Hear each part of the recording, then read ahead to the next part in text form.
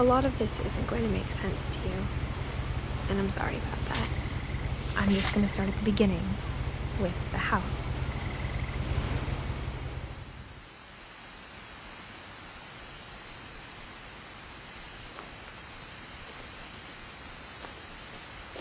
Someone had put up a chain link fence, but it looked like I wasn't the first person to hop it.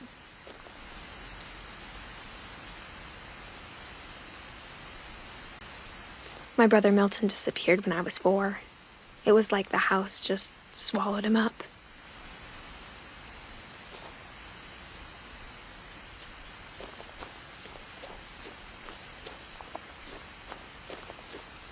I lived here until I was 11, but I wasn't allowed inside half the rooms.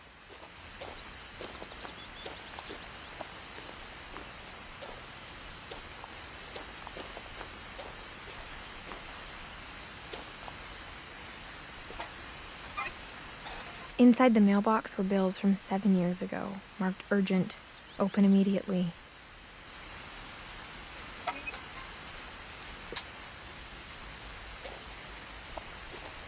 I hadn't been back since my brother Lewis's funeral.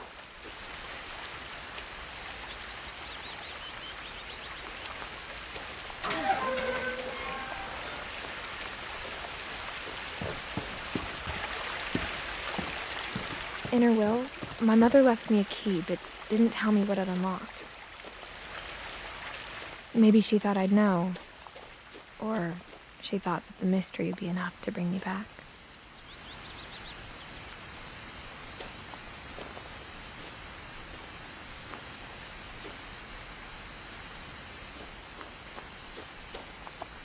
No one had driven this way in a long time, but I saw a few hoof prints.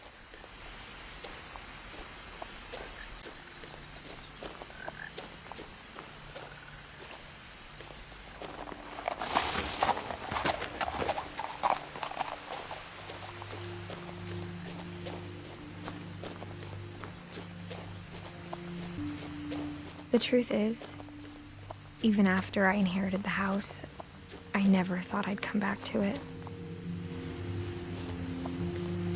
But now I had questions about my family that only the house knew the answers to.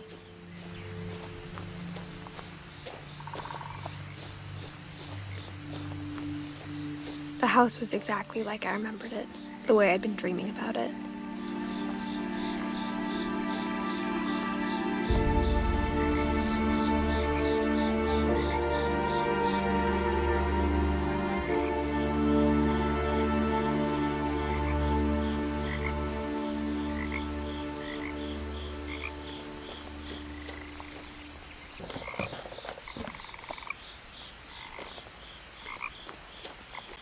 As a child, the house made me uncomfortable in a way I couldn't put into words.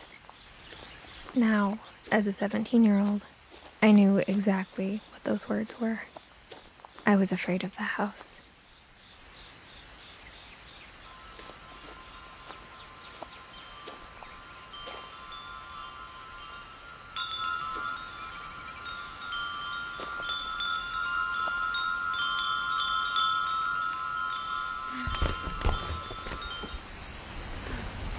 Crawling through the doggy door used to be a lot easier when I was 11.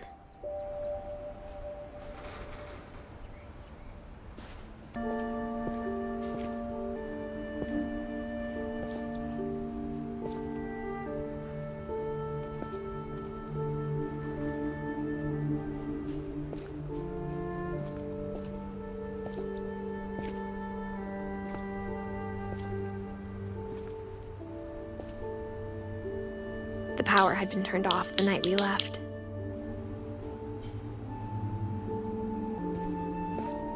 For the first time in years,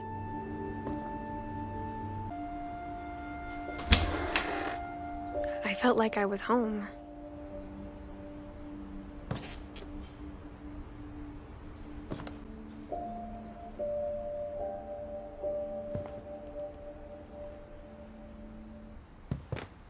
But instead of a family, there were just memories of one.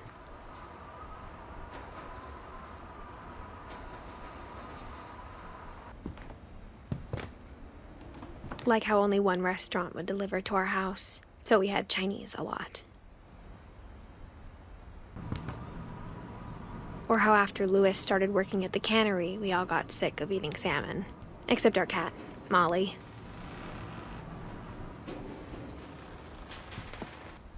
Nothing in the house looked abnormal. There was just too much of it, like a smile with too many teeth.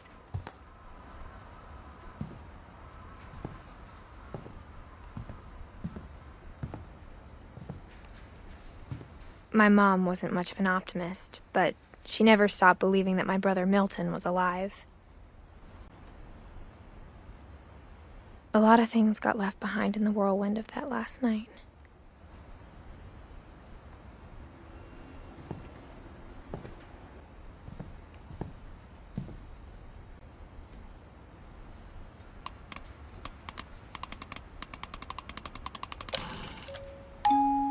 Great-Grandpa Sven built a music box for Barbara, along with the rest of the house.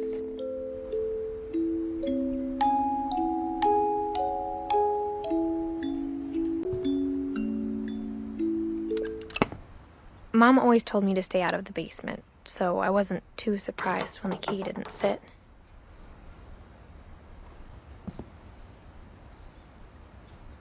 Even the fireplace had a story. Edie told me the bricks came from the original house, after it sank.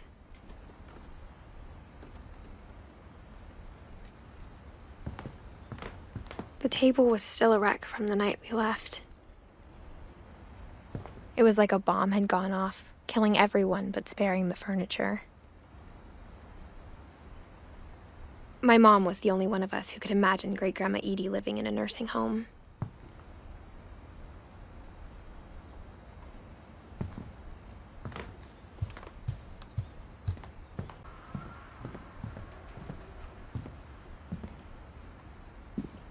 After Milton disappeared, Mom sealed up all the bedrooms. Then Edie retaliated and drilled peepholes.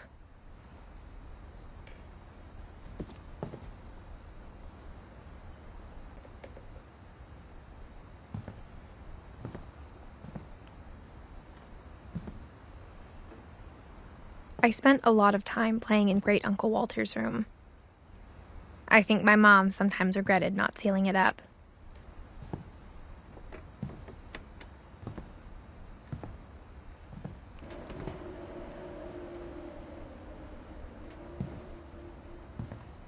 Louis told me there were secret passages, but I never believed him.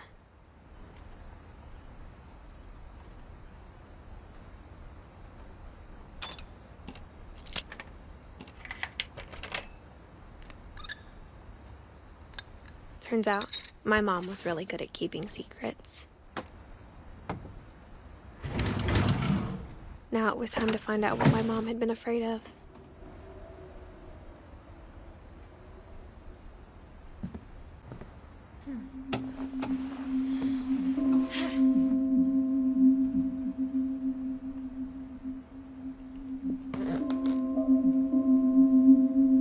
From the paintings on the wall, it was clear my brother Milton had been here before me.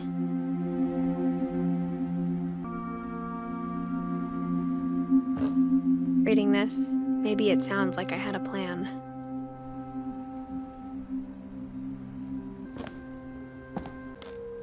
But I had no idea what was behind that door.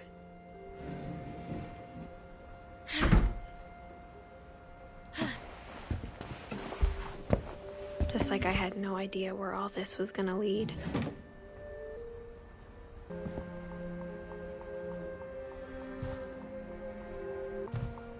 I grew up looking at Molly's room through the peephole. Being inside for the first time, I felt like I'd stepped behind a painting.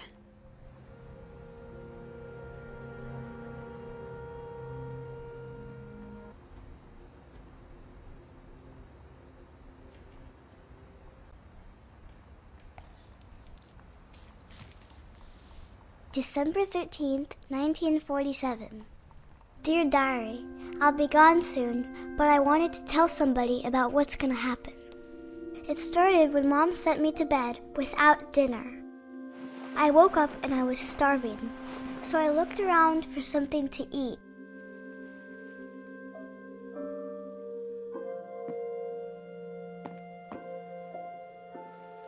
My Halloween candy was all gone.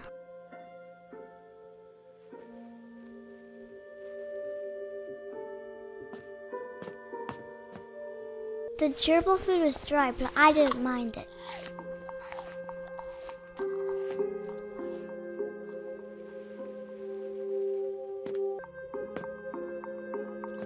I thought about eating Christopher, but I held back.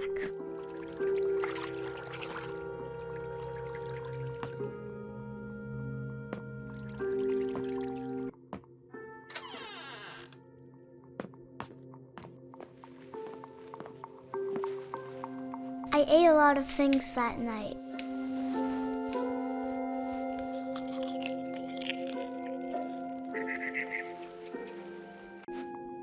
I kept eating and eating.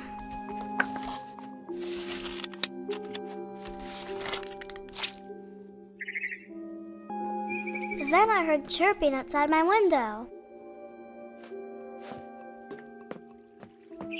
It was a barn swallow going back to her nest. I reached out for her.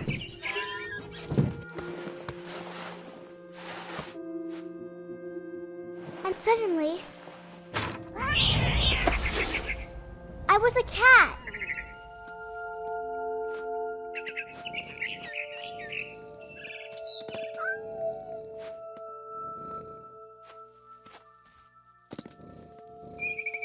I tried to be quiet, but the bird was really scared.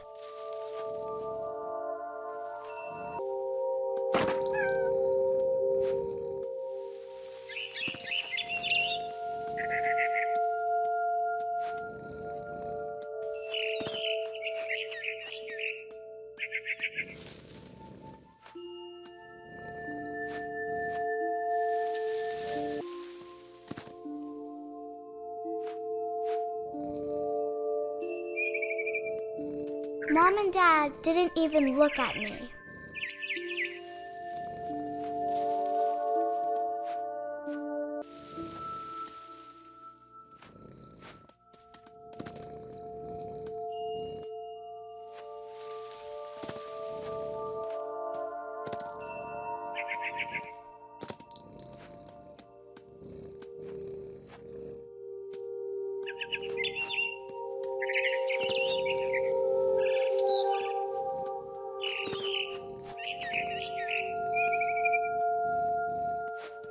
I jumped and I almost got her.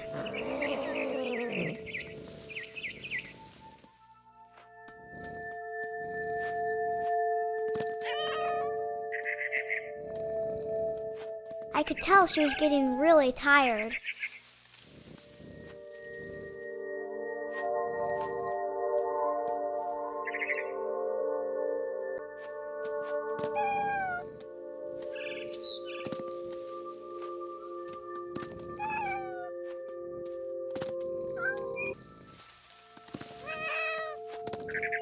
Now I was up in the big tree. I promised Dad I wouldn't climb it anymore.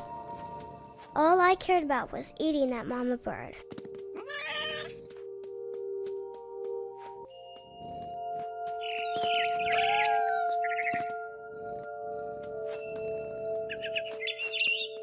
I gobbled her up. And suddenly, I was an owl. First, all I heard was the wind. Then I heard little teeth nibbling in the grass.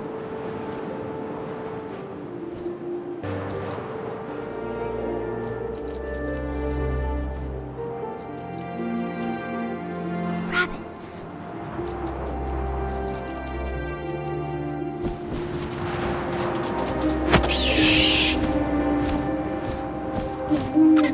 I imagined his face looking up and seeing mine through my talons. I swallowed him up, and I didn't chew one bit. Then I flew off to find something bigger. A mama rabbit.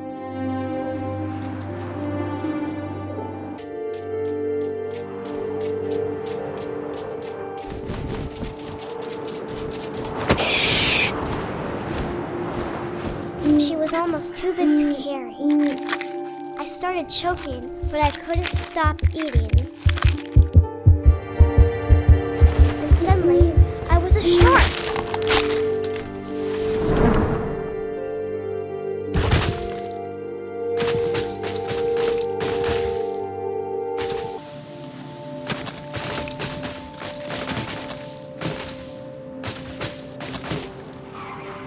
I rolled off a cliff and into the ocean.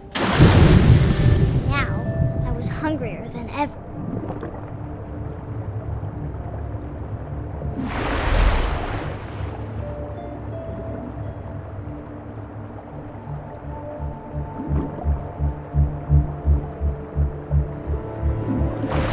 I wanted fat, juicy seals.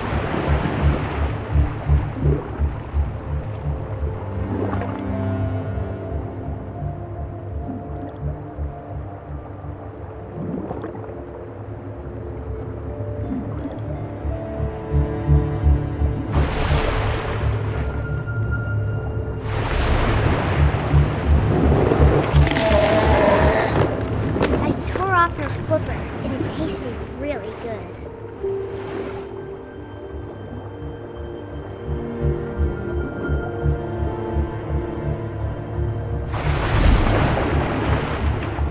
I grabbed on tight. When I was so hungry, I jumped out of the water. When I opened my eyes, everything had changed.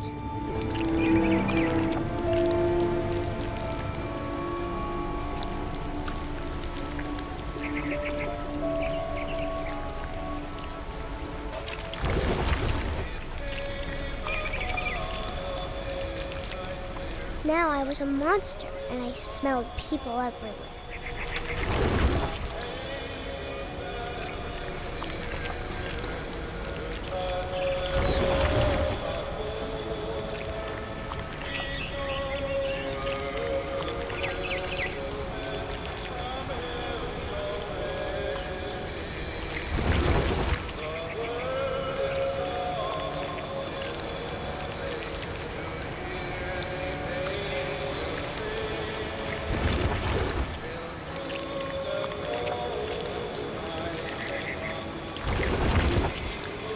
I was big, but I moved real quiet.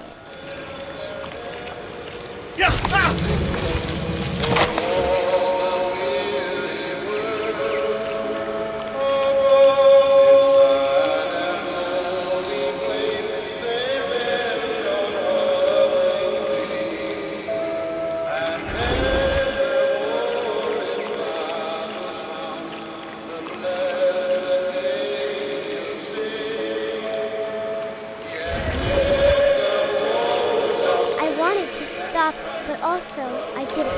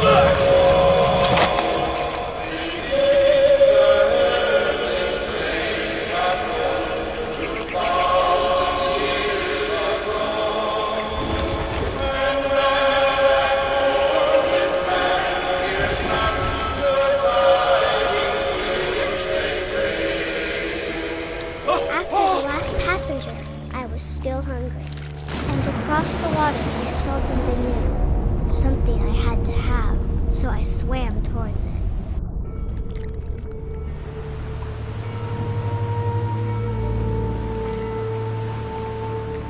I slithered onto the sand, and the good smell went into an old pipe.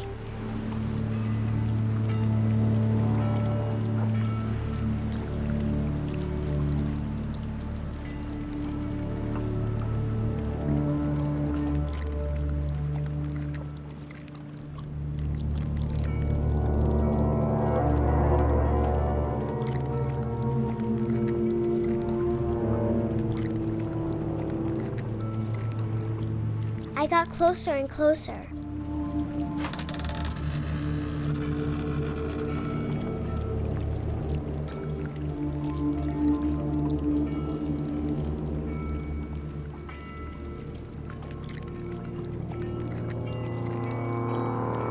All of my stomach started growling.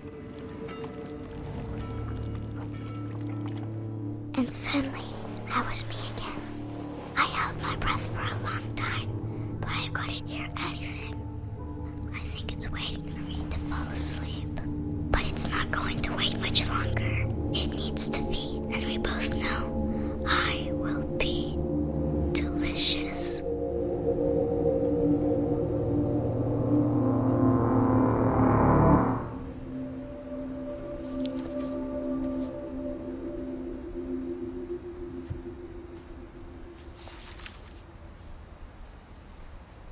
I'm not sure if I believed all of that, but I'm sure Edie would have.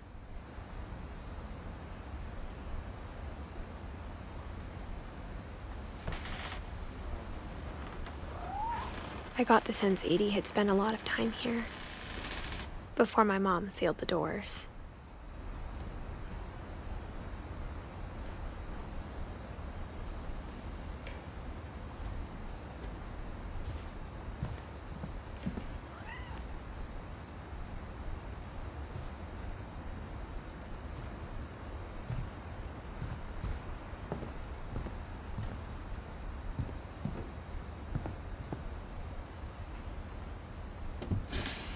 Molly's gerbil had a tiny bedroom with its own even tinier gerbil cage.